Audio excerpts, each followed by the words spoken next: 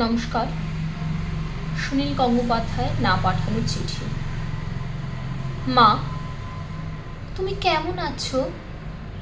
আমার পোষা বেড়াল খুঞ্চু, সে কেমন আছে? সে রাত্রিরে কার পাশে শোয়? দুপুরে যেন আলী সাহেবদের বাগানে না যায়। মা, ঝিঙে মাচায় ফুল এসেছে। তুলিকে আমার ডোরের শাড়িটা পরতে বলো, আঁচলের ফেঁসোটা যেন সেলাই করে নেয়। তুলিকে কত মেরেছি, আর কোনো দিন মারব না। আমি ভালো আছি, আমার জন্য চিন্তা করো না। মা, তোমাদের ঘরের চালে নতুন খড় দিয়েছ? এবারে বৃষ্টি হয়েছে খুব। তরফদার বাবুদের পুকুরটা কি ভেসে গেছে? কালো ভুলুরা মাছ পেয়েছে কিছু?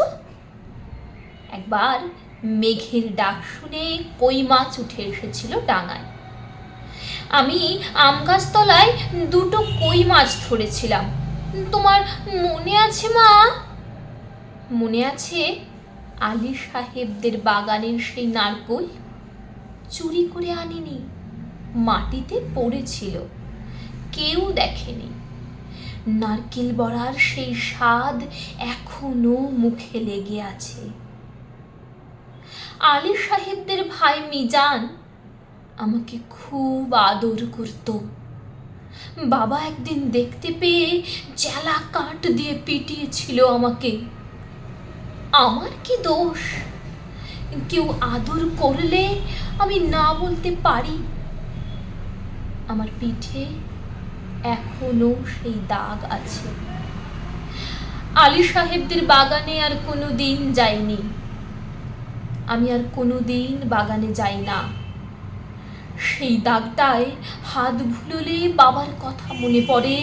বাবার জন্য আমার খুব কষ্ট হয়। আমি ভালো আছি, খুব ভালো আছি। বাবা যেন আমার জন্য একটুও না ভাবে। তুলি কি এখনো ভূতের ভয় পায়? তুলি আর আমি পুকুর ধারে কলা বউ দেখেছিলাম। সেই থেকে তুলির ফিটের ব্যারাম শুরু হলো। দাদা সেই কলা গাছটা কেটেই ফেললো। আমি কিন্তু ভয় পাইনি। তুলিকে কত খেপিয়েছি। আমার আবার মাঝরাত্রে সেই কলা বউ দেখতে ইচ্ছে করে। হ্যাঁ, ভালো কথা, দাদা কোনো কাজ পেয়েছে। নকুরবাবু যে বলেছিল বহরমপুরে নিয়ে যাবে। দাদাকে বলো ওর উপর আমি রাগ করিনি। রাগ পুষে রাখলে মানুষের বড় কষ্ট। আমার শরীরে আর দাগ নেই, আমি আর এক ফোঁটাও কাঁদি না। মা, আমি রোজ দোকানের খাবার খাই। হোটেল থেকে দুবেলা আমার খাবার এনে দেয়।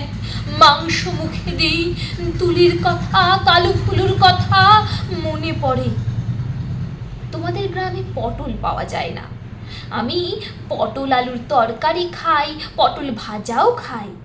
হোটেলে কিন্তু কখনো শাক রান্না হয় না। পুকুর পাড় থেকে তুলি আর আমি তুলে আনতাম কলমি শাক। কি ভালো, কি ভালো! বিনে পয়সায় কোনো দিন কলমি শাক আর আমার ভাগ্যে জুটবে না। জোর হাওয়া দিলে তাল গাছের পাতা সরসর করে ঠিক বৃষ্টির মতো শব্দ হয়। এই ভাদ্র মাসে তাল পাকে, ঢিপ ঢিপ করে তাল পড়ে। বাড়ির তাল গাছ দুটো আছে তো। কালু ভুলুরা তালের বড়া বড় ভালোবাসে, একদিন বানিয়ে দিও। তেলের খুব দাম জানি, তবু একদিন দিও। আমাকে বিক্রি করে যে ৬,০০০ টাকা পেয়েছিলে, তা দিয়ে একটা গরু কেনা হয়েছে তো।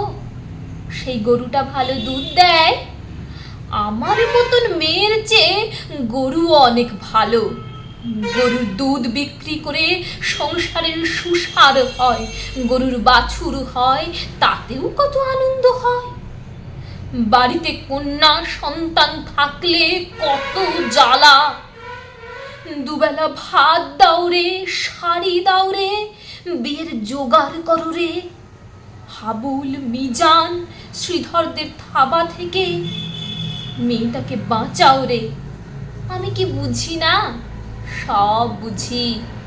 কেন আমায় বিক্রি করে দিলে তাও তো বুঝি।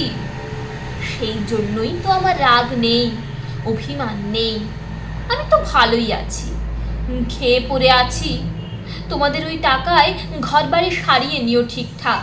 কালু ভুলুকে স্কুলে পাঠিও, তুলিকে ব্রজেন ডাক্তারের ওষুধ খাইও। তুমি একটা শাড়ি কিনো, বাবার জন্য একটা ধুতি। দাদার একটা ঘড়ির শখ, তাকেও টাকায় কুলোবে। আমি কিছু টাকা জমিয়েছি, সোনার দুল গড়িয়েছি। একদিন কি হলো জানো মা? আকাশে খুব মেঘ জমেছিল। দিনের বেলা ঘুরঘুরটি অন্ধকার, মনটা কেমন কেমন করে উঠল। দুপুরবেলা চুপি চুপি বেরিয়ে পড়লাম, ট্রেনে চেপে বসলাম। স্টেশনে নেমেই দেখি একটা মাত্র সাইকেল রিক্সা। খুব ইচ্ছে হলো একবার বাড়িটা দেখে আসি। রথতলার মোড়ে আসতেই কারা যেন চেঁচিয়ে উঠল, কে যায়, কে যায় রে? দেখি যে হাবুল শ্রীধরদের সঙ্গে তাস খেলছে দাদা। আমাকে বলল, হারাম জাদি, কেন ফিরে এসেছিস কেন? আমি ভয় পেয়ে বললাম, ফিরে আসিনি গো, থাকতে আসিনি তো, একবার শুধু দেখতে এসেছি। হাবুল বলল, একটা বেবুস্য মাগি কি করে জানলো বলো তো? আমার গায়ে কি লেখা আছে? আর একটা ছেলে চিনি না বলল, ছি ছি, গায়ের বদনাম। হাবুল রিক্সাওয়ালাকে চোখ রাঙিয়ে বলল, ফিরে যা। আমি বললাম, দাদা আমি মায়ের জন্য কটা টাকা এনেছি রে, আর তুলির জন্য। দাদা গালে একটা টেনে চড় কষালো। আমাকে বিক্রির টাকা হক্কের টাকা, আর আমার রোজগারের টাকা নোংরা।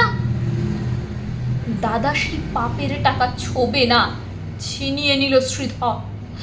আমাকে ওরা দূর দূর করে তাড়িয়ে দিল। আমি তবু দাদার ওপর রাগ করিনি। দাদা তো ঠিকই করেছে, আমরা তো আর দাদা বোন নই। আমি তোমার মেয়ে নই, তুলির দিদি নই। আমার টাকা নিলে তোমাদের সংসারের অকল্যাণ হবে। না না, আমি চাই না। তোমরা সবাই ভালো থাকো, গরুটা ভালো থাকুক, তাল গাছ দুটো ভালো থাকুক, পুকুরে মাছ হোক, খেতে ধান হোক, ঝিঙে মাচায় ফুল ফুটুক। আর কোনো দিন ওই গ্রাম অপবিত্র করতে যাব না মা। আমি খাট বিছানায় শুই, নীল রঙের মশারি, দোরগোড়ায় পাপোশ আছে, দেওয়ালে মা দুর্গার ছবি, আলমারি ভর্তি কাঁচের গ্লাস। বন বন করে পাখা ঘোরে, সাবান মেখে রোজ চান করি। এখানকার কুকুরগুলো সারা রাত ঘেউ ঘেউ করে ডাকে। তাহলেই বুঝছো কেমন আরামে আছি আমি। আমি আর তোমার মেয়ে নই, তবু তুমি আমার মা। তোমার আরো ছেলে মেয়ে আছে, থাক। আমার তো আর মা নেই, আমি আর মা পাবো কোথায়? সেই জন্যই তোমাকে চিঠি লিখছি মা। তোমার কাছে একটা খুব ছোট অনুরোধ আছে, তুলিকে একটু যত্ন করো। ও বেচারি বড় দুর্বল, যতই অভাব হোক তবু তুলিকে তোমরা, তোমার পায়ে পড়ি মা, তুমি বাবাকে বুঝিয়ে বলো তুলিকে যেন আমার মতো আরামের জীবনে না পাঠায়। যেমন করে হোক তুলিকে একটা বিয়ে দিও, ওর একটা নিজস্ব ঘর সংসার হোক, একজন নিজের মানুষ হোক। আর যদি কোনো রকমেই ওর বিয়ে দিতে না পারো, ওকে বলো গলায় দড়ি দিয়ে মরতে। মরলেও ও বেঁচে যাবে। না না না না, একে অলক্ষণে কথা বলছি আমি।